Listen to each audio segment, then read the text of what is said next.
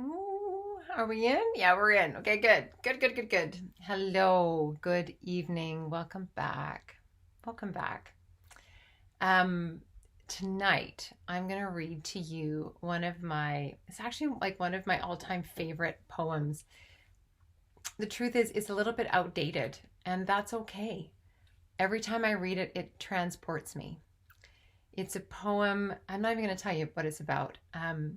What I want, what I hope it does for you is transports you back to a time where your heart was full,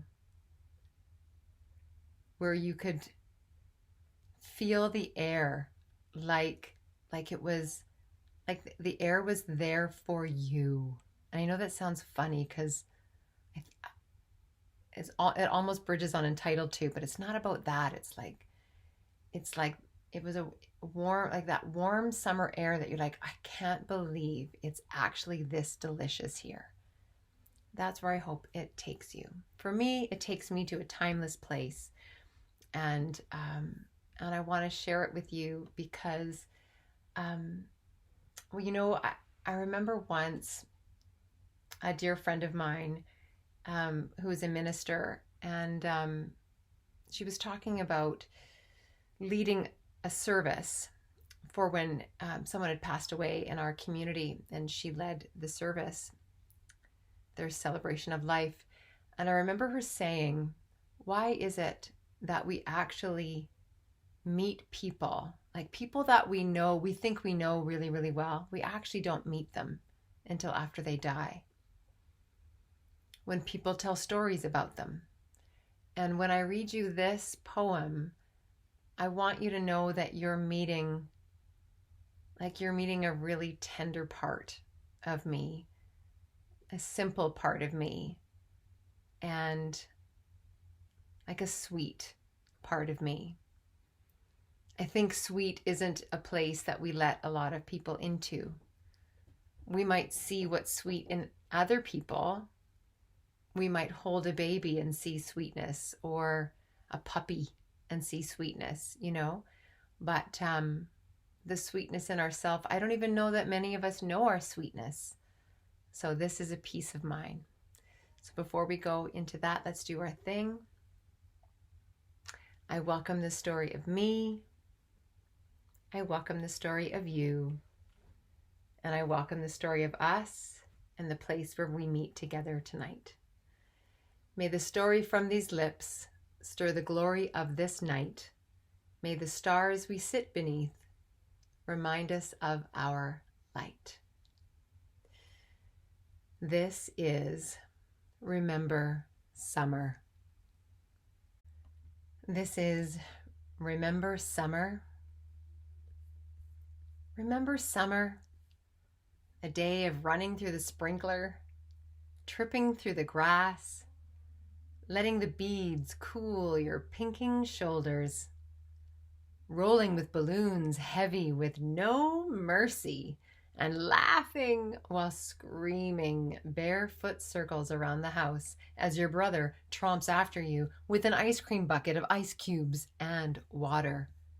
You escape, only to turn the corner and find your best friend stationed with the hose, ready to soak you to the bone.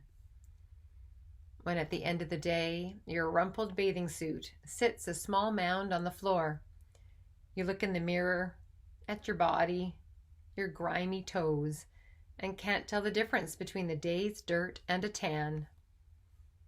Maybe you're older, a teenager, barely. In love? Could be, depending on him. What does he think? I don't know. So you spend hours figuring it out, sitting across from each other at a tired, splintered picnic table beneath the shade of a heavy plum tree, listening to the tellings of Billy Joel. She's always a woman makes you cry. And he thinks that's cool. Hours. Hours. You do take breaks. You have to go to the bathroom. And he has to be home for dinner by 6. But he returns. to the same table, under the same tree, listening to the same tape, this time with friends, each exchanging lemonade glances as the two of you tickle each other under the table with Only the Good Die Young loud and heavy on your lips.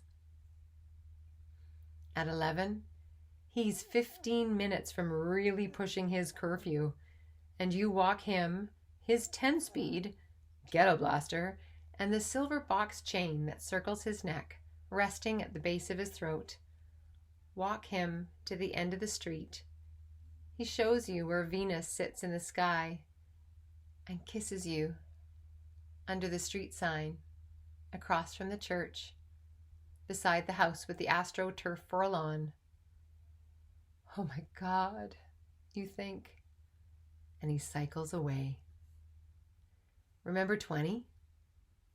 Beer in the trunk, a sweater, a frayed blanket to sit on when the hood of the car has gotten too cold for your bare legs. The pulse of Genesis is the voice of the road, the heat of each other in the air tonight, to this dusk-drenched moment, driving fast to Iona Beach where the girls drink cider and the guys smoke cigarettes. Almost 30. 30. It's summer, and thank heavens for 9:30, when the sun lolls behind the ocean rim and turns the leaves and the tangled hair of my friends into the shade and texture of charcoal smudges made by an artist's thumb. 7 of us and a child, quiet in a red van, the weight of the show behind us, 20 minutes to home. My friend Judy, arm out the window, palm and fingers to the wind, turns to me, hair black, skin chocolate in the twilight. Italy and the Mediterranean have been seduced by the sun through her skin. Her eyes are olives, and she's been crying. It's summer, she says. Remember summer? A little bit about that poem. In my mid-20s, I wrote a play called Only 9, and it was made of the stuff only our writing at that age can be. Raw, exposing, redemptive as a way of healing rather publicly. And there's something about our 20s that's all about claiming pieces of our voice from the dark corners they may have grown up in. We took that play, Only 9, on tour. It was by far one of the most formative experiences of my life. I formed a theater company, Persimmons Theater, because I had read a poem once about a persimmons tree and how the fleshy fruit nourished a soldier hungry for the comforts of home.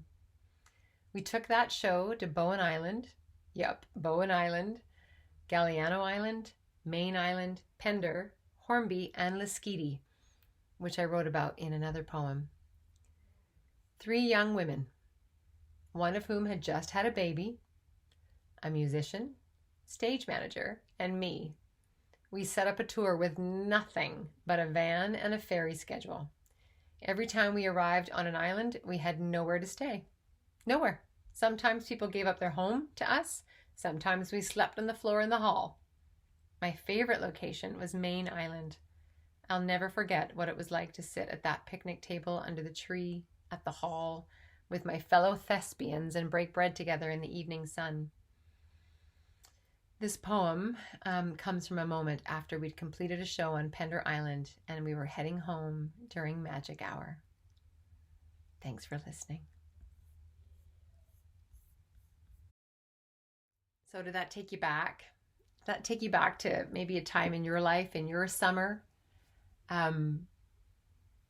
The boy that I was talking about in that poem, we spent a whole summer sitting at the picnic table in my backyard, trying not to like each other, but liking each other, and then finally liking each other.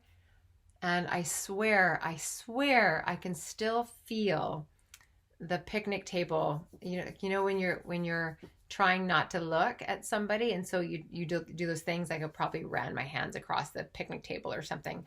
I swear I can still feel that on my hands, on my fingertips.